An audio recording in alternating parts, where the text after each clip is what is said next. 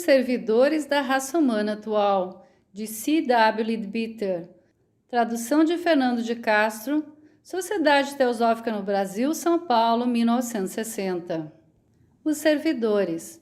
Todos aqueles que leram o livro intitulado O Homem, de onde e como veio e para onde vai, estão familiarizados com a ideia de que existe pelo mundo um grupo de criaturas dispostas a servir, servidores numa palavra, verdadeira falange de indivíduos que se ofereceram para executar uma certa porção de trabalho difícil que há a fazer neste mesmo mundo, e muito especialmente para executar um trabalho de sapador ou de guarda avançada. É assim que, quando se trata de tomar próprio a criatura uma região nova, precisam-se de homens que queiram ser bem os primeiros a penetrarem nela, que consistam em privar-se por algum tempo de todas as comodidades pelas quais a existência se tornou suportável, em levar uma vida rude e em fazer um trabalho penoso, abater árvores, arrancar as brenhas, calcar o solo e nivelá-lo, cavar poços, construir estradas, numa palavra, transformar o deserto em uma região fértil e tornar o junglo habitável. Sem um semelhante trabalho preparatório, a vida civilizada e tudo o que ela traz à sua série de possibilidades de realizações nunca seria possível. A mesma observação é aplicável a outros modos superiores de desenvolvimento. Quando uma nova raça-mãe está a ponto de fazer a sua aparição, o Manu que está encarregado da operação deve tomar um certo número de indivíduos e fazê-los atuar quase como o sapadouro faz no novo país. O Manu deve desenraizar muitos costumes das suas criaturas, os seus preconceitos, as suas maneiras de pensar, depois implantar-lhes outros inteiramente diferentes, isso ao mesmo tempo que introduz mudanças na forma e na constituição do seu corpo físico. É claro que um tal trabalho, por muito difícil e complicado que deva necessariamente ser, pode executar-se mais facilmente se os materiais humanos estiverem até certo ponto acostumados a esse processo, se estiverem desejosos de cooperarem nele com o melhor das suas capacidades, assim como o solo já lavrado é mais fácil de trabalhar do que aquele que nunca foi arroteado. Os materiais que reúnem essas condições encontra-os o Manu e nós que somos membros de sua falange de servidores. Mencionemos, pois, as qualidades que ele precisa de encontrar em nós. Em primeiro lugar, é a docilidade de que acabamos de falar. Devemos estar decididos a segui-los através de todos os perigos e de todas as dificuldades, solícitos de pôr em prática todas as inclinações que ele nos der, estar sempre prontos a pôr de parte os nossos desejos e os nossos sentimentos pessoais quando se trata da obra que deve ser executada. Em segundo lugar, é necessária a compreensão da obra em curso, nas suas grandes linhas, pelo menos, compreensão tal que nos permita cooperar nela inteligentemente. É o que na época atual exprimiríamos pelo fato de mostrar interesse pela teosofia. Em terceiro lugar, a paciência, porque sem ela ficaríamos de certo no caminho, no decurso da longa marcha da evolução, e deixar-nos-íamos desanimar pela fraqueza dos resultados visíveis dos nossos esforços. Em quarto lugar, o amor do trabalho, o fluxo interior de energia que nos faz conservar a nossa atividade apesar de todos os obstáculos, o volante que nos faz transpor o ponto morto do esgotamento e da depressão. E em quinto lugar, a faculdade de adaptação e o espírito de camaradagem, a fim de que possamos aprender a trabalhar juntamente com um todo homogêneo e a ser mutuamente indulgentes entre nós. Estamos, pois, em posse, nós que temos a honra de pertencer a essa falange, estamos, pois, em posse de todas as qualidades na plenitude do seu desenvolvimento? Certamente que não, mas estamos em via de desenvolvê-las, e todas as ocasiões possíveis são-nos fornecidas para acelerar o seu crescimento. Após a experiência de numerosas encarnações, estendendo-se por milhares de anos, deveríamos manifestar essas qualidades com um grau notavelmente mais elevado do que os nossos semelhantes. Se é assim que é, se não somos ainda o que o Manu queria que fôssemos, a falta é só evidentemente nossa e deveríamos em seguida proceder em regenerarmos-nos. A história das nossas vidas passadas mostra-nos claramente o que ele tenta fazer de nós e mostra-nos também que a respeito de certos indivíduos que são dos nossos, os seus esforços tiveram mais completo êxito. Além disso, se para os restantes de nós os progressos não foram tão rápidos, o conhecimento do que fizeram aqueles que agora são adeptos devia ser para nós simultaneamente o mais poderoso dos mobs e o mais eloquente dos incitamentos. Vejamos o que se pode aprender dessa história do passado. Depois da redação do livro acima mencionado, fizeram-se mais amplas investigações para preparar a publicação de uma outra obra, onde se faz o relatório de um conjunto de 48 vidas de Alcione.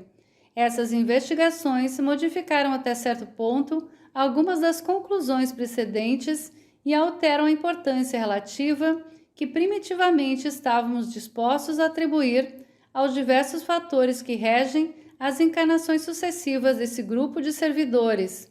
Quando o primeiro número das Vidas de Alcione foi pela primeira vez publicado em The Theosophist, somente alguns dos atores que desempenhavam um papel na narração estavam indicados em lendas opostas a cada vida, e aí só estavam mencionados os personagens a quem acontecia estar estreitamente em relação com o herói da história ou que exerciam na sua vida uma influência definida. Algumas dessas pessoas apareciam quase todas as vezes, mas a maior parte não se mostrava senão irregularmente, e esse fato parecia concordar com o que se poderia esperar, porque homens de temperamentos tão diferentes deviam evidentemente criar para si karmas de diversas espécies que deveriam levar um em tal direção, outro em tal outra, e fazer beneficiar uns de uma longa vida no mundo celeste entre as suas encarnações, ao passo que os outros teriam voltado à existência física após um intervalo bem mais curto. Alguns estudos prosseguidos em outras direções fizeram-nos reconhecer a existência de 3 grandes fatores como determinando o lugar e a época do nascimento de cada indivíduo. Em primeiro lugar, há a força da evolução, que coloca cada homem onde ele pode mais facilmente adquirir as qualidades que lhes acontecem faltar. Em segundo lugar, a lei do karma, que limita a ação dessa primeira força, concedendo a cada homem o que ele mereceu. Em terceiro lugar, a lei da atração, que muitas e muitas vezes faz voltar o homem em contato com esses egos a que ele está ligado por laços de uma ou de outra natureza. Encontramos habitualmente essas leis em ação na ordem acima, e essa ordem representa a sua importância relativa no caso da grande massa da humanidade. É muito exato, assim como nós supunhamos, que a duração da vida de um homem no mundo celeste é determinada pela quantidade de força espiritual que ele engendrou durante a sua vida terrestre. É exato que o karma das suas vidas precedentes determine, numa grande medida, o gênero de existência que o espera agora na Terra, assim como a felicidade ou as provas que lhe caberão em partilha nessa existência. Mas investigações mais completas mostraram-nos que para a falange dos servidores, essas regras que atuam ordinariamente estão subordinadas ao fim prosseguido pelo grupo. Está mesmo na essência da nossa qualidade de membros dessa falange que estejamos prontos a pôr de lado todos os nossos sentimentos e interesses individuais quando se trata do bem comum, e vemos que essa regra é observada mesmo pelo que diz respeito aos nossos nascimentos sucessivos. Para nós, o último desses 3 grandes fatores vem em primeiro lugar, e o que é primeiramente considerado não é o nosso karma individual, mas as necessidades do grupo no seu conjunto. Nas investigações da primeira hora, encontramos casos em que somente um pequeno número dos amigos de Alcione aparecia com ele, e suponhamos então que os outros estavam provavelmente fora da encarnação na época considerada. Mas alargando um pouco mais o campo das nossas investigações, examinamos as gerações precedentes e seguindo aquela na qual sucedia o nosso herói nascer, procurando entre os vizinhos e os amigos, como igualmente entre os parentes, em quase todos os casos conseguimos encontrar a totalidade ou a quase totalidade dos indivíduos cuja identidade nós tínhamos especialmente verificado. Assim, enquanto é certo que o karma individual de Alcione ou as necessidades da sua evolução conduziram-no por vezes ao próprio meio do grupo e outras vezes desviaram-no dele momentaneamente, não devemos por isso supor que se tenham produzido modificações na evolução do grupo como unidade. É agora evidente que os membros dessa falange que sejam dotados de disposições emocionais, intelectuais, espirituais ou materiais desceram juntamente no decorrer das idades e que o fato da sua associação foi sempre na sua vida influência realmente dominante, assim como o elemento principal na determinação da época e do lugar do seu nascimento. Eles foram colocados onde eram necessários para a obra, isso sem que no momento se tivesse atendido às suas necessidades individuais ou ao seu progresso pessoal. Não devemos crer, contudo, que a sua evolução individual tenha sido desprezada ou que o seu karma tenha de qualquer modo deixado de produzir devidamente os seus efeitos, mas pelo fato desses indivíduos serem membros desse notável clã ou dessa coletividade, proveu-se às suas necessidades por métodos ligeiramente diferentes dos mais habitualmente empregados.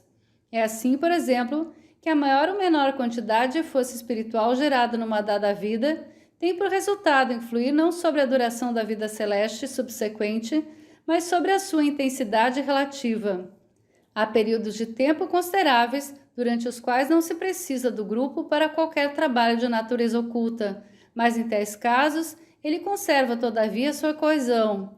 Os seus membros não se vão separadamente ou cada um não prossegue a sua própria evolução, mas são, tanto quanto nós o podemos ver, colocados onde uma maior soma de bem pode mais facilmente ser realizada para a maioria deles. Quando não são requisitados para um trabalho exterior, a sua própria evolução é tomada em consideração, ainda que, mesmo nesse caso, não se trata de evolução do indivíduo, mas da do grupo. De fato, e até certo ponto, o clã pode ser considerado como formando por si próprio um pequeno mundo. A maior parte do karma dos seus membros é necessariamente gerado no decurso das suas relações com seus companheiros e tende por consequência a produzir os seus frutos no interior do grupo e a tornar mais estreitos os laços entre colegas. É, pois, evidente que ao calcular médias para o mundo em geral, não é judicioso incluir nelas os membros do nosso grupo, porque eles sofrem uma influência que, sob certas relações, os diferencia dos indivíduos cujos serviços não estão até o presente especialmente utilizados. Na introdução às vidas de Alcione, publicadas em The Theosophist, mencionou-se o fato de termos reconhecido a existência de duas categorias de egos que, entre outras particularidades, diferenciam pelo intervalo médio entre as suas vidas, sendo este intervalo para uma dessas categorias de cerca de 1.200 anos em média, ao passo que era em média 700 anos para a outra.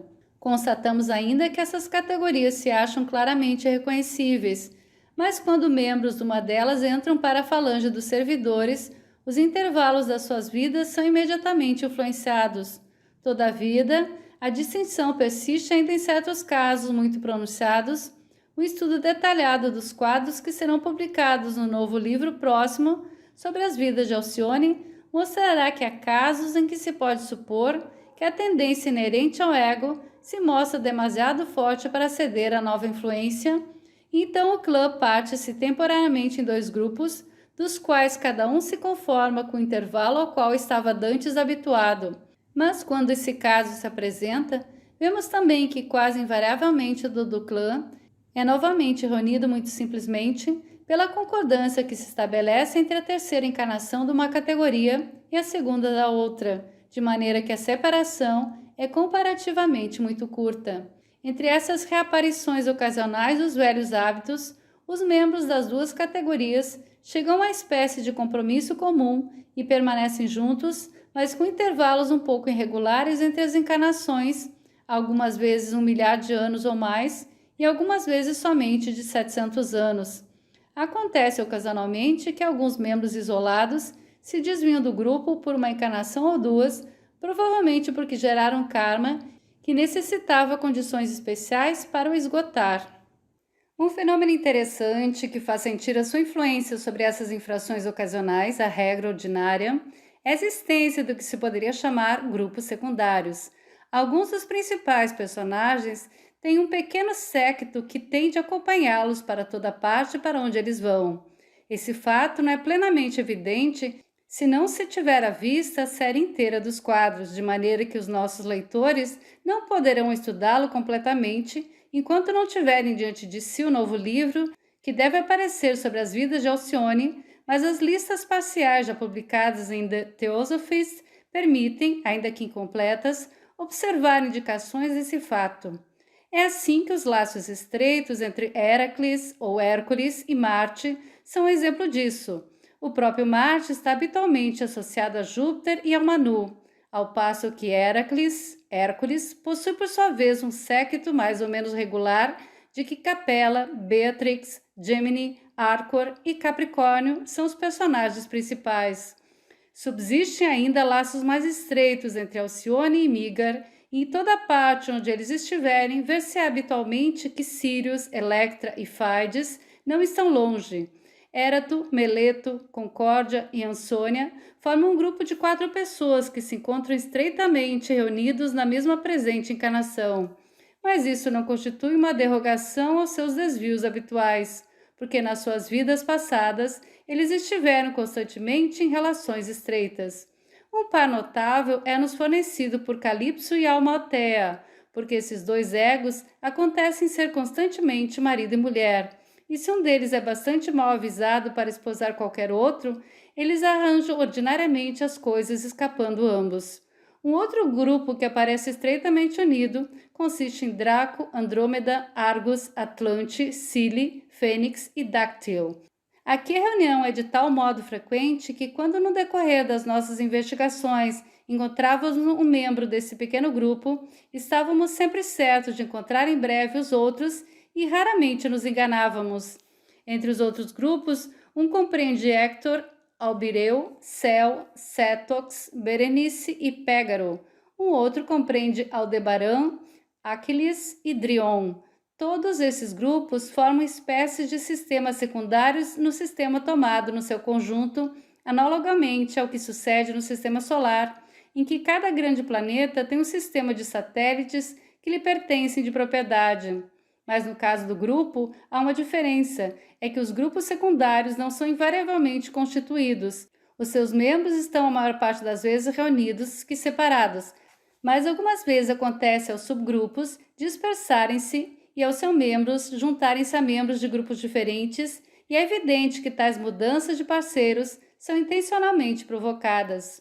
Um outro grupo curioso é composto de indivíduos cujos laços com o clã são menos definidos, porque as suas relações com este pareciam muitas vezes mais hostis que amigáveis.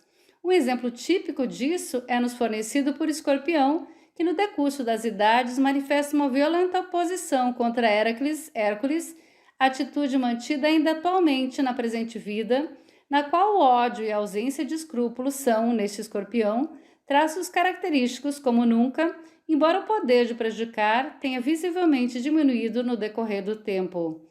Outros representantes do mesmo tipo, mas de um caráter um pouco menos violento, têm por nomes Câncer, Laceste, Ursa, Hespéria, e esses têm, por sua vez, um grupo de amigos tais como Trapezium, Marca e Aveledo, que estão, por sua vez, como membros mais efetivamente leais do grupo principal.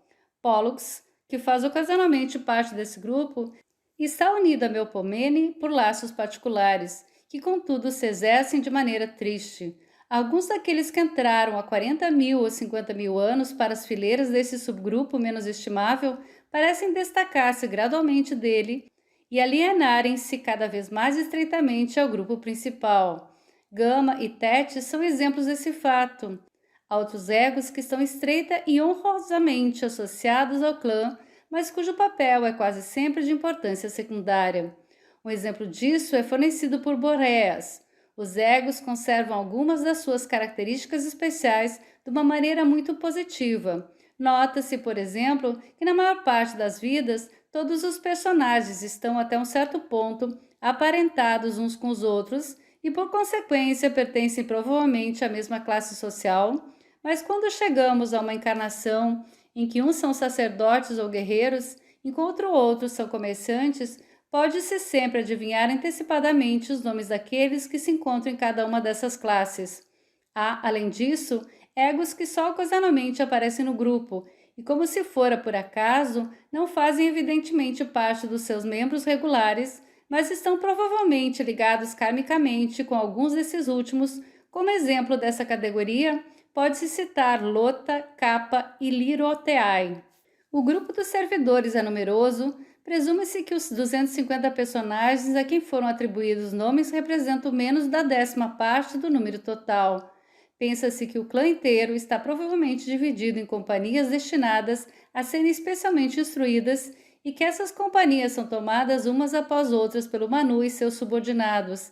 É muito possível que os 250 personagens de quem nos temos particularmente ocupado formem uma companhia desse gênero, e quando um dos seus membros desaparece temporariamente das suas fileiras, é porque provavelmente está em via de adquirir experiência numa outra companhia.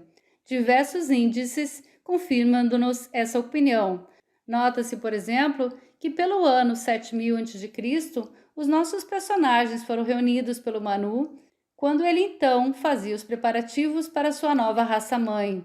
Um grande número deles foram mortos no morticídio que então teve lugar e receberam dele a promessa de que aqueles que pereceriam, dedicando-se pela nova raça, reencarnar-se-iam em condições um pouco mais favoráveis.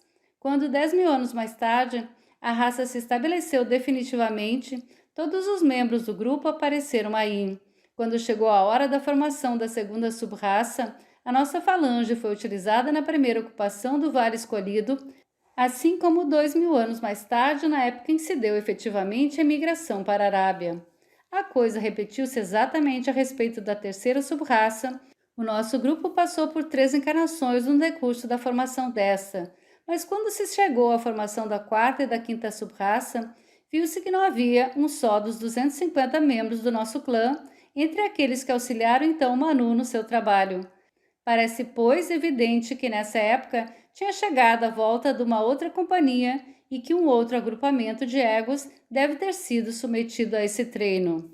Quando o Bodhisattva consentiu em aparecer nas Índias sobre as aparências de Sri Krishna e mais tarde na Palestina sobre as de Jesus, não havia tampouco um só membro do nosso grupo presente para o servir, e nós não fomos então escolhidos, como pelo contrário somos agora, para preparar as vias para sua vinda. Em cada um desses casos ele tinha contudo auxiliares, por isso é de presumir que estes pertencessem a uma das outras companhias. Segundo as informações que obtivemos sobre os inícios da sexta raça-mãe, sabemos que o nosso clã de servidores está destinado a ter a honra de ser empregado nessa ocasião, e há também motivos para supor que teremos um papel a desempenhar no desenvolvimento da sexta sub-raça da presente raça-mãe. Mas o fim para o qual estamos agora reunidos não é nenhum desses, embora ele tenha ainda o caráter habitual de um trabalho de preparação. Somos chamados nesse momento para preparar a via do Senhor, para ajudar a pôr o mundo em estado de receber o Bodhisattva. Por esse motivo, a encarnação presente difere quanto ao seu método de todas as encarnações que a precederam. Quando estávamos em via de fundarmos uma raça física, nascíamos todos no mesmo país e encontrávamos-nos estreitamente ligados no plano físico por laço de parentesco, mas não é nada disso que agora é necessário. O instrutor que vem tem necessidade de ter em todas as regiões mensageiros que lhe preparem o caminho, e é por isso que a antiga e compacta falange dos servidores se encontra espalhada aqui e além por todo o mundo civilizado. Mas, estando nós assim dispersos, os grandes seres reúnem-nos de novo, mas dessa vez intelectualmente no plano mental e não já no plano físico. Eles reúnem-nos pelo interesse comum que temos pela teosofia e fazem em nós essa interessante tentativa para ver se com toda a experiência que adquirirmos podemos conservar o espírito de camaradagem e trabalhar tão bem juntamente para um fim comum, quando nascemos em raças e famílias diferentes como quando estamos materialmente reunidos. Os indivíduos submetidos a essa prova não têm a princípio conhecimento disso. Eles encontram-se em relação com pessoas de outras raças e de tipos muito diversos, tendo todos particularidades próprias, por isso a sua primeira impressão é tal que essas particularidades são decididamente fastidiosas e que é muito difícil viver num tal ambiente. Mas em breve essas diferenças superficiais desaparecem aos seus olhos, para deixar ver a humanidade ordinária que vela. O ego abre uma passagem através do véu dos seus veículos e os antigos sentimentos de acamaradagem se acentuam de novo. É, com efeito, necessário que sejamos dispersos em todos os países, porque o instrutor que vem precisa de ter os seus agentes em todos os países. É necessário que formemos um bloco coerente, porque todos esses agentes devem trabalhar conjuntamente, à semelhança de um corpo animado por um espírito potente. Nessas vidas do passado, que foram descritas, encontramos habitualmente os membros da nossa coletividade reunidos em 3 ou 4 grandes famílias, provenientes muitas vezes de um só par ou de 2 ou 3. Durante 3 ou 4 gerações, os descendentes dessas primeiras famílias consistem em geral quase exclusivamente de membros do nosso grupo. Depois, repentinamente, a corrente seca-se e a geração seguinte só compreende estranhos, mas entre estes observou-se um bom número que volta periodicamente, e é possível que um exame mais profundo os faça reconhecer como membros desse segundo agrupamento na existência do qual somos levados a crer. É muito possível que esse segundo grupo, cujos membros ainda não estão identificados, possa ter sido empregado para tomar a continuação do nosso grupo a quando da fundação da primeira, da segunda e da terceira subraça, e ter sido posto à prova na função principal para a quarta e quinta subraça. É verossímil que, em circunstâncias tão importantes como a descida do Bodhisattva entre nós, os membros desses 2 grupos possam ter se encarnado todos simultaneamente, assim talvez como de uma dúzia de outros grupos.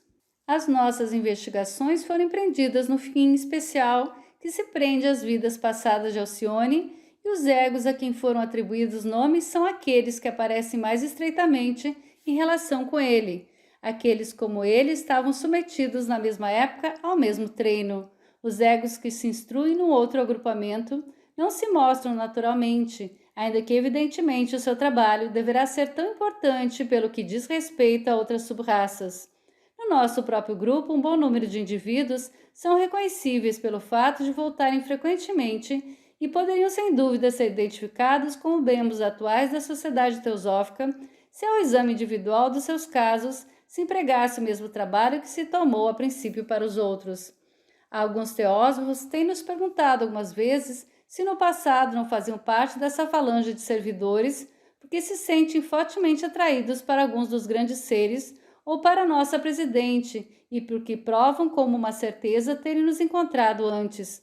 Considero como perfeitamente certo que quase todos os membros da Sociedade Teosófica, ou pelo menos todos os membros que trabalham para ela com muita aplicação e desinteresse, devem ter feito parte de um ou do outro desses grupos em uma época qualquer. Talvez alguns deles formem essa geração posterior, que nós em parte reconhecemos tantas vezes.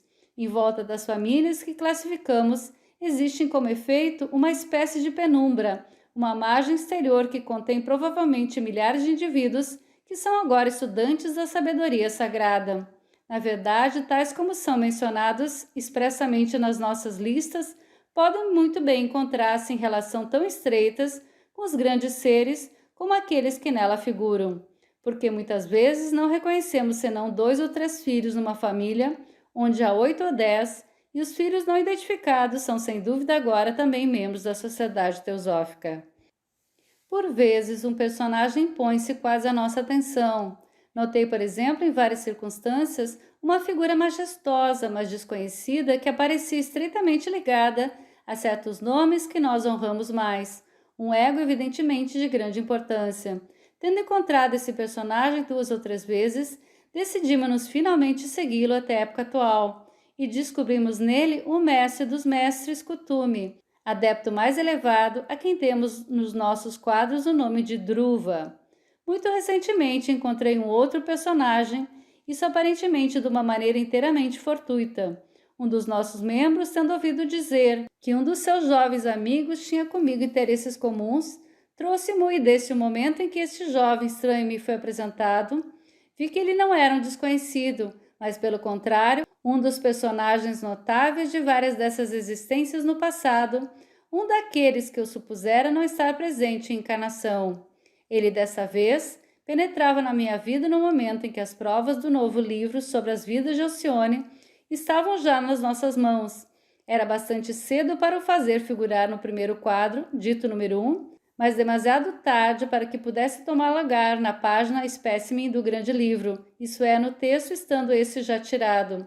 O que sucedeu então pode se reproduzir. Em qualquer momento podemos encontrar uma pessoa que entre nós desempenhasse uma função importante nesses dias de passado remoto. Mas se isso acontecer, será contudo demasiado tarde para fazer figurar essa pessoa na primeira edição do livro. A porta estará fechada para esse ciclo particular de manifestação. Além disso, deixamos agora de atribuir nomes aos novos indivíduos que encontramos nas nossas investigações, porque o número daqueles nomeadamente mencionados é já dificilmente manejável para os nossos quadros e registros. Tais adições às nossas listas não seriam, além disso, de nenhuma utilidade.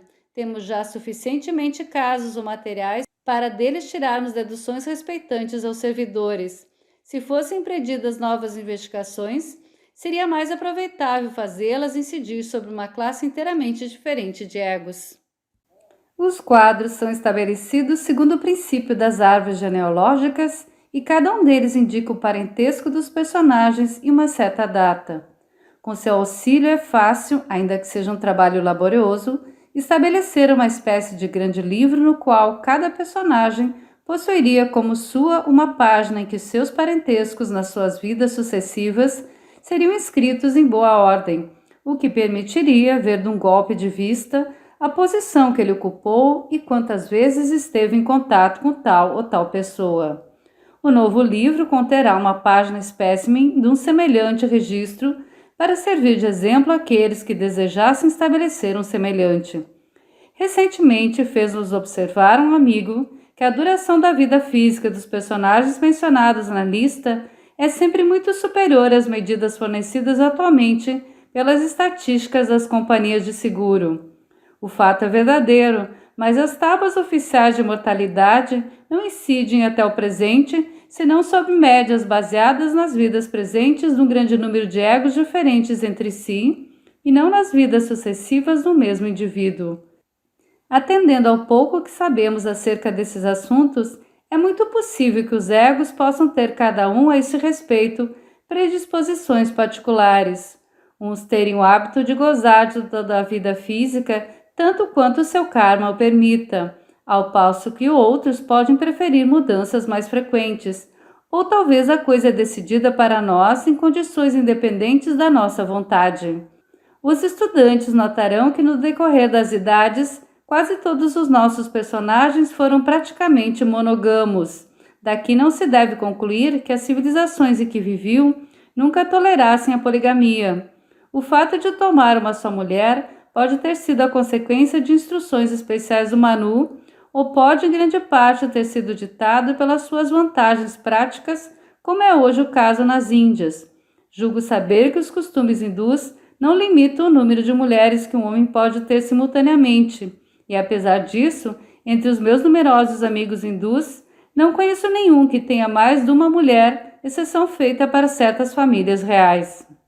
As famílias que figuram nos nossos quadros são muitas vezes bastante numerosas, ainda que sob esse ponto de vista nada apresentem de anormal, porque pela sua encarnação nesse século XX, um dos nossos membros mais ilustres pertence a uma família de 35 pessoas, número maior que para qualquer das que fizeram até o presente nos nossos quadros.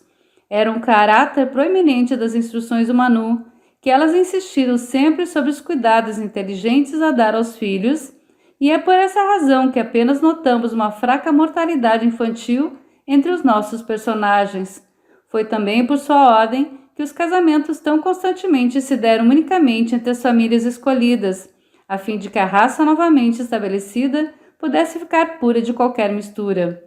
O resultado desta última regra foi que os casos são comparativamente raros em que um dos nossos personagens dispose algum não reconhecido como membro do grupo. Os nossos personagens são habitualmente repartidos por 3 ou 4 gerações, e é curioso ver os agrupamentos que se seguem. As 2 ou 3 famílias que dão origem às outras famílias são muitas vezes compostas de aqueles que agora figuram entre os grandes seres, e o fato compreende-se se supusermos que são precisos caracteres fortemente desenvolvidos para fixar o tipo. Esses grandes seres são habitualmente irmãos ou irmãs de uma família cujos outros membros não são desconhecidos. Os seus pais são algumas vezes criaturas visivelmente desenvolvidas em um alto grau, e pode-se admitir que, segundo todas as probabilidades, atingiram desde então o adaptado e ultrapassaram os limites do nosso campo de observação. Os descendentes imediatos desses 2 ou 3 pares são habitualmente certos indivíduos que, mesmo nos nossos dias, seguem de perto esses grandes seres. Esses indivíduos casam-se por sua vez entre si, mas os quadros apresentam geralmente uma linha inferior claramente delimitada, abaixo da qual não há senão muito raramente retardatários.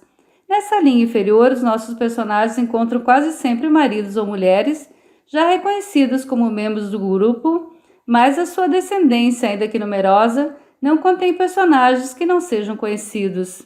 Essas disposições encontram-se frequentemente para nos darem praticamente a certeza de que elas não são acidentais, mas intencionais. É interessante notar que certos personagens figuram quase sempre nessa linha inferior, e tanto quanto os nossos quadros e registros o mencionam, parecem não ter descendência, uma vez que os seus filhos não fazem parte dos indivíduos identificados. Outros personagens, pelo contrário, figuram habitualmente na parte superior dos quadros e são, por consequência, providos de um bom número de filhos, embora os seus avós e mesmo algumas vezes os seus pais sejam desconhecidos. Outros egos têm o hábito de fazerem sempre a sua aparição no meio dos quadros, de maneira que tencionamos escrever no nosso registro tanto os seus antepassados como os seus descendentes. É ainda demasiado cedo para especular sobre a significação desse arranjo, embora isso deva provavelmente tornar-se compreensível com o andar dos tempos. Pode-se supor que aqueles cujos filhos são membros do grupo aprendem a desenvolver os veículos para o uso destes úteis egos. Mas mais ampla dissertação sobre esse assunto não parece tampouco dever ser proveitosa até que tenhamos diante de nós o conjunto dos fatos sob forma de quadros e possamos considerá-los com vagar sob todos os seus aspectos.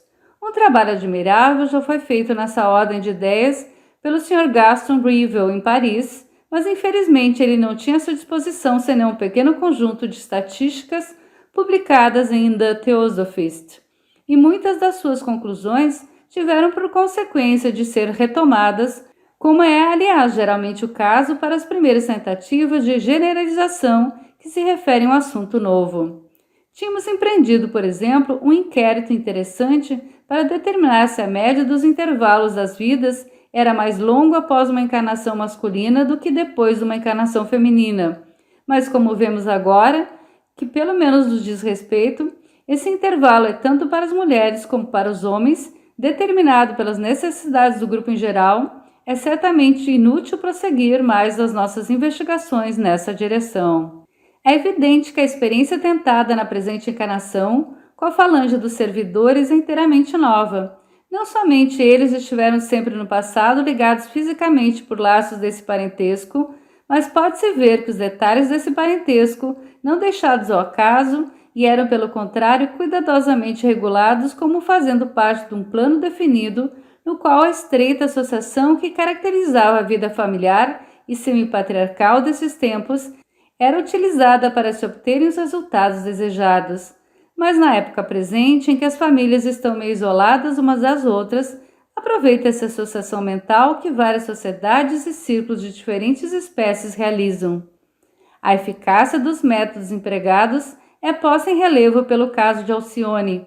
Na sua vida presente, nesse século XX, um só membro do grupo que nós tantas vezes encontramos na sua companhia é aparentado com ele pelos laços da consanguinidade e, contudo, todos os membros desse grupo, ao encontrá-lo nessa vida, o que parecia ser a primeira vez, instantaneamente reconheceram seu parentesco espiritual com ele, parentesco de tal modo importante como todos os laços terrestres.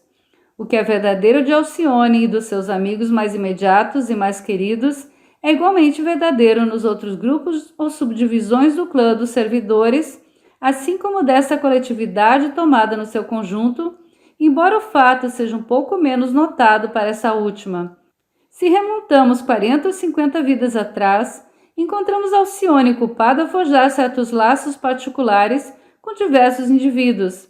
Mais tarde, vemos que ele encontra ainda esses mesmos indivíduos frequentemente acerto mas sem estar com eles em relações tão estreitas como dantes, porque ele então está ocupado a criar outros laços e a fazer esforços cujos resultados pertencem talvez ainda ao futuro. Estando admitido que o objeto real dessa encarnação é a formação desses laços, a fim de que os membros do clã possam aprender a compreender-se e a terem mutuamente confiança uns nos outros para se tornarem assim unidades obedientes, experimentadas e inteligentes, suscetíveis de serem empregadas como instrumentos pelos grandes seres. É nessas condições evidente que não podemos medir a importância de uma vida pelos incidentes superficiais, que são tudo que podemos escrever delas na nossa série de narrações. Certas circunstâncias romanescas podem por vezes fornecer ocasião de esforços heróicos e cristalizar repentinamente assim algumas coisas de tangível os resultados de um crescimento interior longo e lento, mas pelo contrário, uma vida destituída de aventuras pode contudo ser fértil pelo desenvolvimento tranquilo das qualidades necessárias. E nesse último caso, uma vida feliz, ativa, nada tendo de sensacional, mas que sendo agradável e tranquila, é marcada por verdadeiros progressos. Se puser de lado os parentescos periódicos devido à associação em pequenos subgrupos, ver-se-á que cada indivíduo foi posto no decurso dessa série de vidas em relações muito estreitas com um grande número de outras unidades do grupo. Se, por exemplo, abrirmos ao acaso o grande livro e examinarmos a coluna dos maridos ou das mulheres do ego titular dessa página, encontramos decisivamente muito poucas repetições. Por vezes um ego esposará outro muitas e muitas vezes, mas sucede mais frequentemente que as 48 vidas mostram 48 experiências diferentes de vida matrimonial. Parece evidente que os poderes que regem essas coisas nos misturem intencionalmente, a fim de que, entrando muito estreitamente em relação com muitos indivíduos diferentes, possamos conhecê-los perfeitamente e aprender com eles. É, na verdade, uma nobre missão desejar ser membro dessa falange de servidores, mas não é uma das coisas que fazem adquirir consideração aos olhos do mundo. No momento da fundação das raças e subraças, foi muitas vezes necessário para alguns dos nossos personagens desempenhar as altas funções de reis ou de grandes sacerdotes, ainda que as comunidades colocadas assim sob a sua direção fossem pouco numerosas. Mas em épocas mais recentes, e muito especialmente desde os tempos históricos, conformamo-nos com posições mais humildes, ainda que visivelmente tenhamos estado sempre no número dos espíritos ocultos do nosso tempo. Poucos de nós tiveram nomes conhecidos na história, e desses a maior parte atingiu o adeptado, como se pode verificar, reportando-nos a tábua publicada no livro Homem, donde e como veio e para onde vai. A maioria de nós está, aliás, longe ainda de ter atingido esse nível intelectual. Mas o que se nos pede não é ter gênio, é possuir as qualidades que eu enumerei no princípio desse artigo. Visto que são evidentemente essas as qualidades que nos são exigidas, nosso dever é trabalhar pelo seu desenvolvimento, isso tão rapidamente quanto possível, a fim de que o Senhor possa encontrar no nosso grupo, quando vier, um instrumento prestes a ser empregado, um instrumento tão perto de estar perfeito quanto pudermos torná-lo. Quanto mais coisas aprendendo relativamente a essa falange de servidores, tanto mais estou pessoalmente reconhecido de ter a honra de fazer parte dela, porque ela está evidentemente destinada a executar para o Senhor um trabalho definido, de maneira que ter ocasião de participar nele é, na verdade, um raro privilégio. Eis porque, sentindo essas coisas como sinto, não posso deixar de deplorar vivamente que alguns daqueles que no longínquo passado fizeram parte dessa falange se tenham separado dela nessa vida. Sei bem que eles não podem separar-se dela para sempre, que a sua separação atual é simplesmente a da criança desobediente, que abandona a mãe de seu pai para correr aqui e além à vontade e acabar por cair no chão. Sei que na sua próxima encarnação, esses antigos companheiros estarão de novo entre nós, estudando como nós a mesma filosofia, trabalhando para o nosso grandioso objetivo. Eles aproveitarão certamente a próxima ocasião.